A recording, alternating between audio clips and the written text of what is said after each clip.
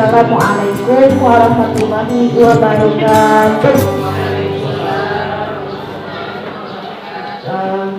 Mohon maaf Bapak Ibu semuanya, minta waktunya sebentar ya. Saya ditugaskan di sini untuk pemetaan aset namanya Bapak Ibu. Ini aset atau modal atau kekuatan kita yang ada di sekolah kita ini.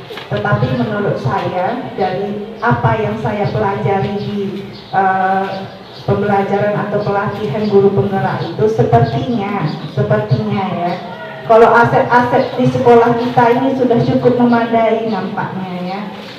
Ini tentu berkat kerjasama kita semua ya, mulai dari kepala sekolah, wakilnya, guru-guru semua, muridnya, semua komunitas sekolah termasuk wali murid, gitu ya. Jadi di sini yang ingin saya sampaikan adalah ada 7 aset atau 7 modal atau 7 kekuatan yang saya pelajari di pelatihan guru penggerak. Yang pertama ada modal manusia, Bapak Ibu semua. Alhamdulillah sepertinya kalau untuk modal manusia ini terutama guru 99% kita pendidikannya sudah linear ya, dengan mata pelajaran yang kita ampu gitu ya. Kemudian manusia ini juga murid-murid kita gitu ya, alhamdulillah semakin tahun juga semakin bertambah gitu ya. Untuk tahun depan juga kita bertambah menerima murid baru. Kemudian komite itu juga bagian dari sumber daya manusia yang alhamdulillah komite kita juga diketuai langsung oleh Bapak Camat ya. Itu sesuatu, itu adalah kekuatan yang luar biasa menurut saya. Dan wali murid, ya, wali murid juga merupakan sumber daya manusia di sekolah kita. Kemudian yang kedua adalah modal sosial ya. Modal sosial saya melihat di sini juga sudah di sekolah kita ya, dengan adanya kegiatan-kegiatan sosial ya, misal orang meninggal kita pergi, itu bagian dari modal sosial kita.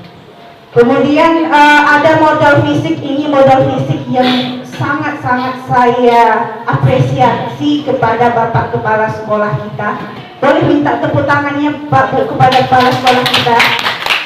Yang saya merasa begitu ya, setiap tahun ada aja yang dibuat oleh Bapak ini gitu loh. Entah itu cuma satu pot bunga kan gitu ya, ada aja. Nah yang baru kita lihat itu adalah 3 kelas yang di bawah ya. Jadi kalau Bapak ini mau bikin, kita bikin nanti tahun depan kita bikin kelas, itu pasti terwujud nanti itu. Nah kemana Bapak ini minta sumbangan kan, minta duitnya kan, luar biasa bagi saya. Saking luar biasanya bagi saya, itu masih banyak sekolah di kawan-kawan JGP saya Pak. Satu kelas itu 45 orang anak muridnya. Saking apa? Saking nggak punya kelas.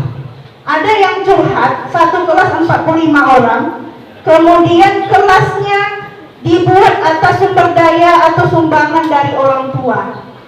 Saking nggak tahu lagi mau bikin kelas di mana, sumber dana dari mana, akhirnya dibuatlah inisiatif orang tua mau membuat. Nah, ini yang saya tidak temui di sekolah kita. Semua aset kita secara fisik alhamdulillah sepertinya sudah memenuhi. Labor komputer kita ada. Kalau labor IPA tersendiri memang belum ada Pak ya, tapi kayaknya kalau diakreditasi IPS 2 itu memenuhi gitu. Yang tidak ada kayaknya aula Pak.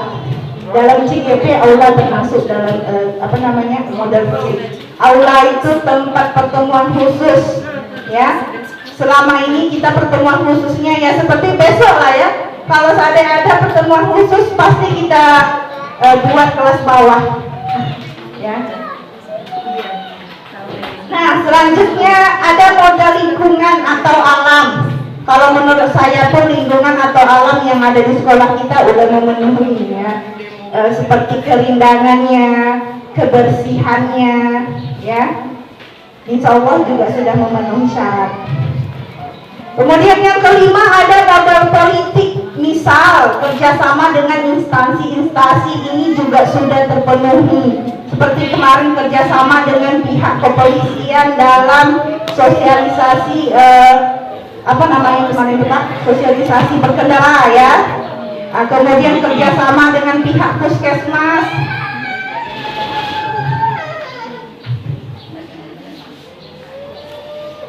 Itu kalau menurut saya udah terpenuhi juga ya. Kalau ada sesuatu kita kerjasama, insya Allah terpenuhi.